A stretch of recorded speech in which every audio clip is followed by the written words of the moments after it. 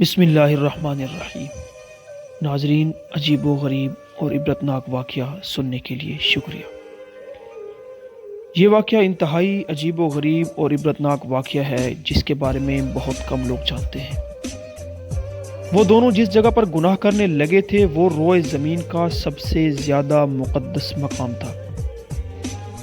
جیسے ہی انہوں نے گناہ کیا اسی وقت ان کے جسم پتھر ہونے لگے، ان کی روحیں قبض کر لی گئیں اور گوشت پوست کے جسم پتھر کے بنتے چلے گئے۔ اس وقت ان کے قریب کوئی بھی نہیں تھا، اس لیے جو کچھ ان پر گزری اس کے بارے میں خود انہی کے سوا کسی کو پتہ نہیں چلا تھا۔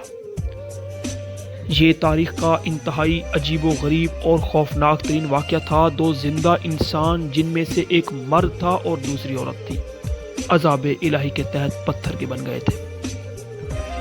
کچھ دیر گزری تو ادھر سے کسی کا گزر ہوا، اس نے ان کو دیکھا اور پہچان لیا۔ یہ بھی معلوم ہو گیا کہ انہوں نے اس مقدس و متبرک ترین مقام پر کیسا گھناؤنا کام کیا تھا جس کی فوری طور پر پکڑ ہو گئی تھی۔ لوگوں کا مارے غصے اور دکھ کے انتہائی برا حال ہو گیا۔ ان دونوں پتھر کے بتوں کو نشان عبرت بنانے کے لیے اس زمانے کے اہل علم اور نیک لوگوں نے ان کو اس مقدس مقام سے کچھ دور اسی علاقے میں ایک دوسرے سے کافی لمبے فاصلے پر آمنے سامنے نصب کر دیا۔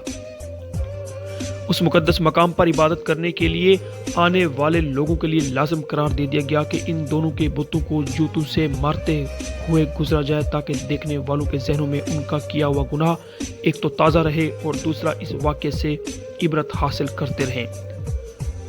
اب جو بھی اس مقدس مقام پر آتا وہ ان کو جوتے مارتے ہوئے گزرنے لگا۔ وقت گزرتا رہا، 100-150 سال تک یہی سلسلہ چلتا رہا۔ اس کے بعد کچھ وقت گزرا تو نئی آنے والی نسلوں نے آہستہ آہستہ ان بتوں کو جوتوں سے مارنا چھوڑ دیا۔ شیطان نے ان کے ذہن میں یہ بات ڈالی کہ کیونکہ یہ عبادت کا حصہ نہیں لہذا ان بتوں کو جوتوں سے مارنا بھی ضروری نہیں، بلکہ اس کی بجائے ان کو علامتی طور پر تھپڑ مار کر گزرا جائے جس سے ان سے نفرت کا اظہار بھی ہو جائے گا اور ان کے لیے کیے ہوئے گناہ کا خیال بھی لوگوں کے ذہنوں میں ہمیشہ موجود رہے گا۔ گزرتے وقت کے ساتھ ساتھ یہ تھپڑ بھی ہلکی سی تھپک میں تبدیل ہونے لگا اور پھر بالکل علامتی طور پر آہستہ سے ان بتوں کو چھو کر گزرنے کا سلسلہ شروع ہوا۔ شیطان نے ایک بار پھر ورغلایا۔ اب لوگ ان بتوں کو اس نیت سے چھوتے کہ وہ ان سے نفرت کرتے ہوئے تھپڑ مار رہے ہیں، لیکن ساتھ ہی دعا اپنی حاجات کے لیے دعا بھی مانگنے لگے تھے۔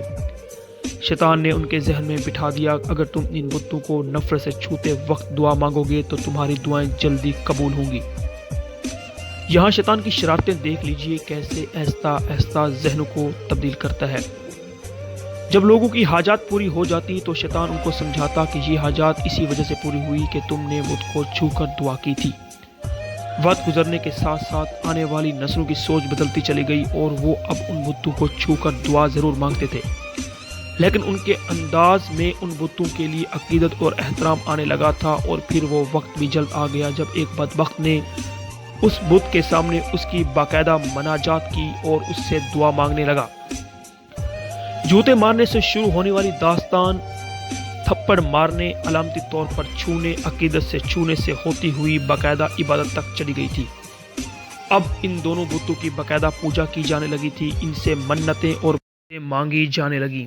بدی اور بدی کے عبرتناک انجام کی علامت اب دونوں بت خدا بنا لیے گئے تھے۔ ایک وقت آیا کہ ان بتوں کو سجدے کیے جانے لگے، ان کے سامنے قربانی کی جانے لگی اور ان کا شمار بڑے بتوں میں کیا جانے لگا۔ پھر یہ اندھیری رات اور زیادہ گہری ہوتی چلی گئی، یہاں تک کہ ایک دن رشد و ہدایت کا ایک سورج طلوع ہوا جس سے وہ پورا خطہ اور چاروں رنگ عالم میں جگمگا اٹھے، دنیا سے جہالت چھٹنے لگی۔